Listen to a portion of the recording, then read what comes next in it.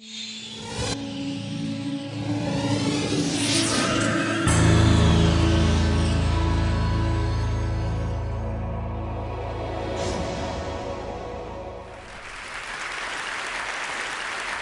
it's great to be here. We've heard a lot about the promise of technology and the peril. I've been quite interested in both. If we could convert 0.03% of the sunlight that falls on the Earth into energy, we could meet all of our projected needs for 2030. We can't do that today because solar panels are heavy, expensive, and very inefficient. There are nano-engineered designs which at least have been analyzed theoretically, that show the potential to be very lightweight, very inexpensive, very efficient, and would be able to actually provide all of our energy needs in this renewable way. Nano-engineered fuel cells could provide the energy where it's needed. That's a key trend, which is decentralization, moving away from centralized nuclear power plants and liquid natural gas tankers to decentralized resources that are environmentally more friendly and a lot more efficient.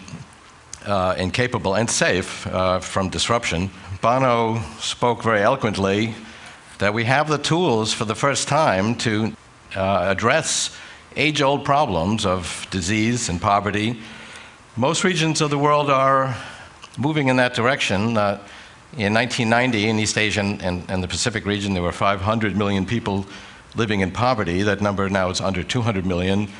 The World Bank projects by 2011 it'll be under 20 million, which is a reduction of 95%. I did enjoy Bono's comment linking Haight-Ashbury to Silicon Valley. Being from the Massachusetts high-tech community myself, I'd point out that we were hippies also in the 1960s, although we hung around Harvard Square. But we do have the potential to overcome disease and poverty, and I'm going to talk about those issues if we have the will. Kevin Kelly talked about the acceleration of technology. That's been a strong interest of mine and a theme that I've developed for some 30 years. I realized that my technologies had to make sense when I finished a project, that invariably the world was a different place when I would introduce a technology. And I noticed that most inventions fail, not because the R&D department can't get it to work. If you look at most business plans, they will actually succeed if given the opportunity to build what they say they're going to build. And 90% of those projects or more will fail because the timing is wrong. Not all the enabling factors will be in place when they're needed. So I began to be an ardent student of technology trends and track where technology would be at different points in time, and began to build mathematical models of that. It's kind of taken on a life of its own. I've got a group of 10 people that work with me to gather data on key measures of technology in many different areas, and we build models. And you'll hear people say, well, we can't predict the future. And if you ask me, will the price of Google be higher or lower than it is today 3 years from now, that's very hard to say. Will WiMAX, CDMA, G3 be the wireless standard 3 years from now? That's hard to say. But if you ask me, what will it cost for 1 MIPS of computing in 2010, or the cost to sequence a base pair of DNA in 2012, or the cost of sending a megabyte of data wirelessly in 2014, it turns out that those are very predictable. There are remarkably smooth exponential curves that govern price, performance, capacity, bandwidth. And I'm going to show you a small sample of this, but there's really a theoretical reason why technology develops in an exponential fashion. And a lot of people, when they think about the future, think about it linearly. They think they're going to continue to develop a problem or address a problem using today's tools at today's pace of progress and fail to take into consideration this exponential growth. The Genome Project was a controversial project in 1990. We had our best PhD students, our most advanced equipment around the world. We got 1/10,000th of the project done. So how are we going to get this done in 15 years? And 10 years into the project, the skeptics were still going strong. Says you're 2/3 through this project, and you've managed to only sequence a very tiny percentage of the whole genome. But it's the nature of exponential growth that once it reaches the knee of the curve, it explodes. Most of the project was done in the last few years of the project. It took us 15 years to sequence HIV. We sequenced SARS in 31 days. So we are gaining the potential to overcome these problems. I'm going to show you just a few examples of how pervasive this phenomena is. The actual paradigm shift rate, the rate of adopting new ideas, is doubling every decade according to our models. These are all logarithmic graphs. So as you go up the level, it represents generally multiplying by a factor of 10 or 100. It took us half a century to adopt the telephone, the first virtual reality technology. Cell phones were adopted in about 8 years. If you put different communication technologies on this logarithmic graph, television, radio, telephone were adopted in decades. Recent technologies like the PC, the web, cell phones were under a decade.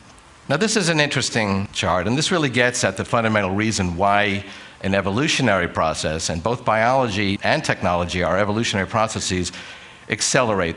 They work through indirection, they create a capability, and then it uses that capability to bring on the next stage. So the first step in biological evolution, the evolution of DNA, actually it was RNA came first, took billions of years. But then evolution used that information processing backbone to bring on the next stage. So the Cambrian explosion, when all the body plans of the animals were evolved, took only 10 million years. It was 200 times faster. And then evolution used those body plans to evolve higher cognitive functions. And biological evolution kept accelerating. It's an inherent nature of an evolutionary process. So Homo sapiens, the first technology-creating species, a species that combined a cognitive function with an opposable appendage. And by the way, chimpanzees don't really have a very good opposable thumb. So we could actually manipulate our environment with a power grip and fine motor coordination and use our mental models to actually change the world and bring on technology. But anyway, the evolution of our species took hundreds of thousands of years. And then working through indirection, evolution used essentially the technology-creating species to bring on the next stage, which were the first steps in technological evolution. The first step took tens of thousands of years. Stone tools, fire, the wheel, kept accelerating. We always used then the latest generation of technology to create the next generation. Printing press took a century to be adopted. The first computers were designed pen on paper. Now we use computers. And we've had a continual acceleration of this process. Now, by the way, if you look at this on a linear graph, it looks like everything has just happened. But some observers says, well, Kurzweil just put points on this graph that fall on that straight line. So it took 15 different lists from key thinkers like the Encyclopedia Britannica, Museum of Natural History, Carl Sagan's Cosmic Calendar, on the same, and these people were not trying to make my point. These were just lists in reference works and thinkers what they thought the key events were in biological evolution and technological evolution. And again, it forms the same straight line. You have a little bit of thickening in the line because people do have disagreements what the key points are. There's differences of opinion when agriculture started, how long the Cambrian explosion took. But you see a very clear trend. There's a basic, profound acceleration of this evolutionary process. Information technologies double their capacity, price performance, bandwidth every year. And that's a very profound explosion of exponential growth. Personal experience when I was at MIT, computer taking up about the size of this room, less powerful than the computer in your cell phone. But Moore's law, which is very often identified with this exponential growth, is just one example of many because it's basically a property of the evolutionary process of technology. I put 49 famous computers on this logarithmic graph. By the way, a straight line on a logarithmic graph is exponential growth. That's another exponential. It took us 3 years to double the price performance of computing in 1900, 2 years in the middle. We're now doubling it every 1 year. And that's exponential growth through 5 different paradigms. Moore's law was just the last part of that, where we were shrinking transistors on an integrated circuit. But we had electromechanical calculators, relay-based computers that cracked the German Enigma code, vacuum tubes in the 1950s predicted the election of Eisenhower, discrete transistors used in the first space flights, and then Moore's law.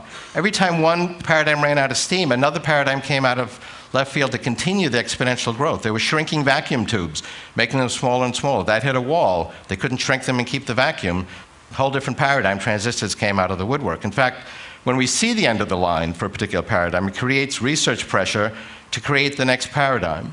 And because we've been predicting the end of Moore's law for quite a long time, the first prediction said 2002, until now says 2022. But by the teen years, the features of transistors will be a few atoms in width, and we won't be able to shrink them anymore. That'll be the end of Moore's law, but it won't be the end of the exponential growth of computing, because chips are flat. We live in a three-dimensional world. We might as well use the third dimension. We will go into the third dimension, and there's been tremendous progress just in the last few years of getting three-dimensional, self-organizing molecular circuits to work. We'll have those ready well before Moore's law runs out of steam. Supercomputers, same thing.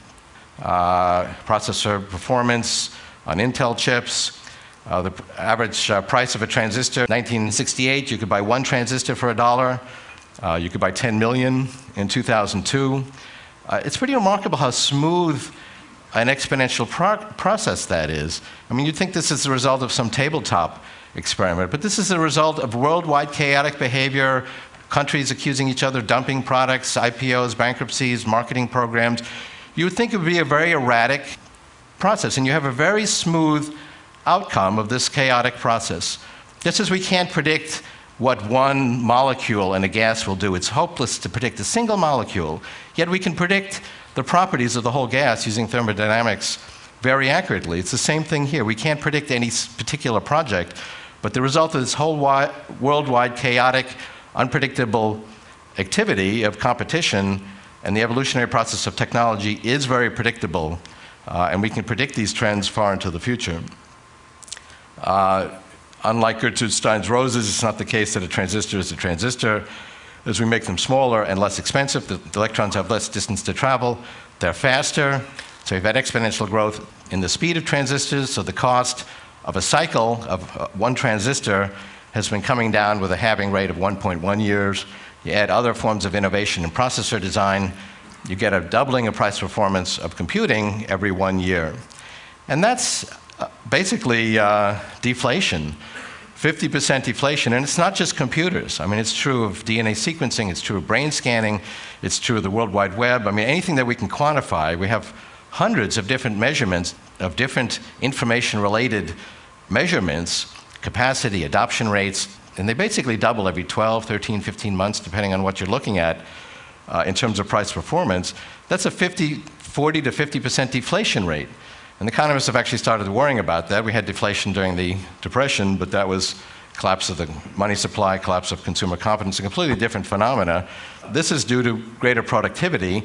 But the economist says, but there's no way you're going to be able to keep up with that. If you have 50% deflation, people may increase their volume 30, 40%, but they won't keep up with it. But what we actually see is that we actually more than keep up with it. We've had 28% per year compounded growth in dollars in information technology over the last 50 years. I mean, people didn't build iPods for $10,000 10 years ago. As the price performance makes new applications feasible, new applications come to the market. And this is a very widespread phenomena.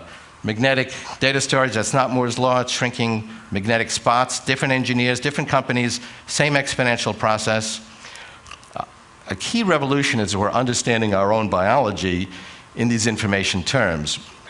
We're understanding the software programs that make our body run. These were evolved in very different times. We'd like to actually change those programs. One little software program called the fat insulin receptor gene basically says, hold on to every calorie because the next hunting season may not work out so well. That was in the interest of the species tens of thousands of years ago. We'd like to actually turn that program off. They tried that in animals, and these mice ate ravenously and remained slim and got the health benefits of being slim. They didn't get diabetes. They didn't get heart disease. They lived 20% longer. They got the health benefits of caloric restriction without the restriction. 4 or 5 pharmaceutical companies have noticed this, felt that would be an interesting drug for the human market. And that's just one of the 30,000 genes that affect our biochemistry. We were evolved in an era where it wasn't in the interest of people at the age of most people at this conference, like myself, to live much longer because we were using up the precious resources which were better deployed towards the children and those caring for them. So long lifespans, like that is to say much more than 30, weren't selected for. But we are learning to actually manipulate and change these software programs through the biotechnology revolution. For example, we can inhibit genes now with RNA interference. There are exciting new forms of gene therapy that overcome the problem of placing the genetic material in the right place on the chromosome. There's actually, for the first time now, something going to human trials that actually cures pulmonary hypertension, a fatal disease, using gene therapy. So we'll have not just designer babies, but designer baby boomers. And this technology is also accelerating. It cost $10 per base pair in 1990. It's down to a penny in 2000. It's now under 1/10 of a cent. The amount of genetic data, basically this shows that smooth exponential growth, doubled every year, enabling the Genome Project to be completed. Another major revolution, the communications revolution, the price, performance, bandwidth, capacity of of communications measured many different ways. Wired, wireless is growing exponentially. The internet has been doubling in power and continues to, measured many different ways. This is based on the number of hosts. Miniaturization, we're shrinking the size of technology at an exponential rate, both wired and wireless. These are some designs from Eric Drexler's book, which we're now showing are feasible with supercomputing simulations. Actually, there are scientists building molecule-scale robots. One has one that actually walks with a surprisingly human-like gait that's built out of molecules. There are little machines doing things on an experimental basis. The most exciting opportunity is actually to go inside the human body and perform therapeutic and diagnostic functions. And this is less futuristic than it may sound. These things have already been done in animals. There's one nano-engineered device that cures type 1 diabetes. It's blood cell size. They put tens of thousands of these in the blood cell. They tried this in rats.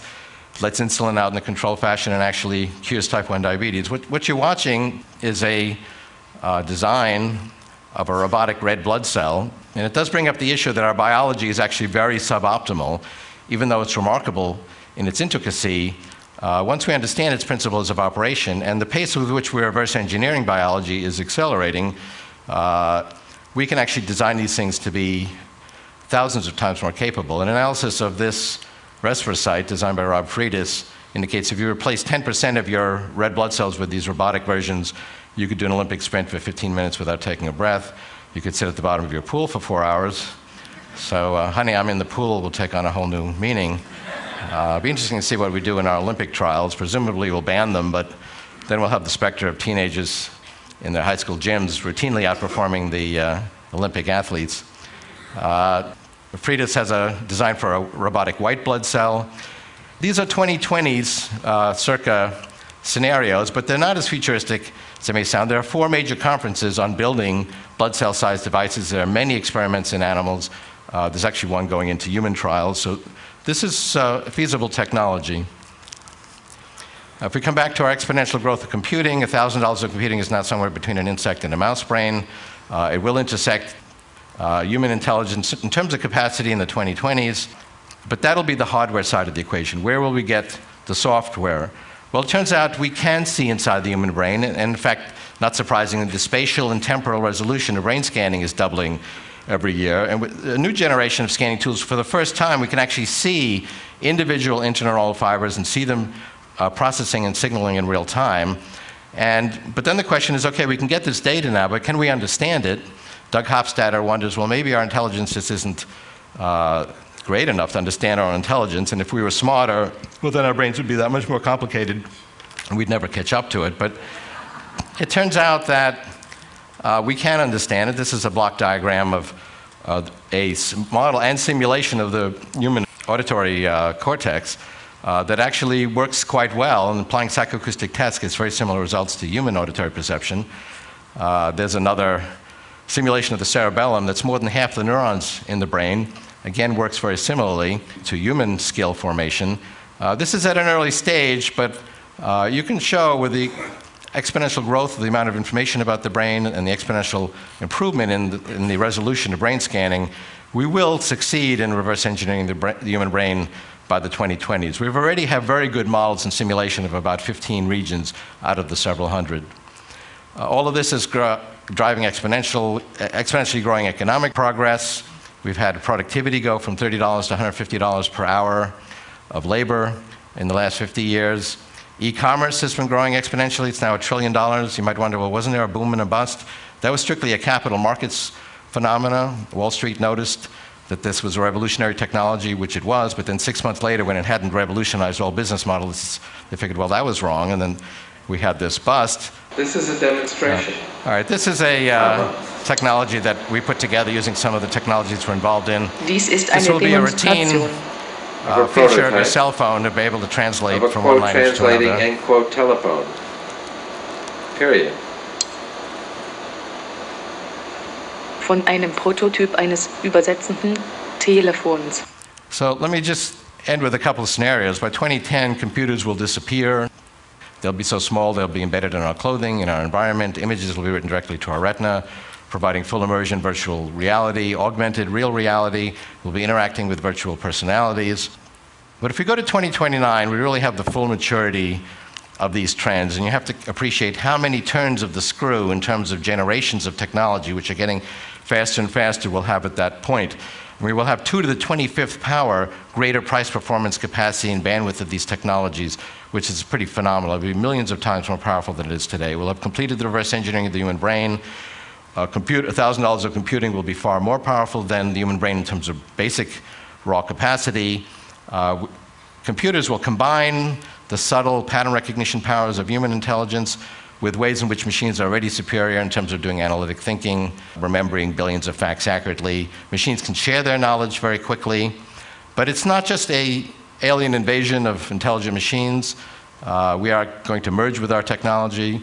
These nanobots I mentioned will first be used for medical and health applications, cleaning up the environment, providing powerful fuel cells and widely distributed decentralized solar panels and so on in the environment. But they'll also go inside our brain, interact with our biological neurons. We've demonstrated the key principles of being able to do this. So, for example, full immersion virtual reality from within the nervous system. The nanobots shut down the signals coming from your real senses, replace them with the signals that your brain would be receiving if you were in the virtual environment.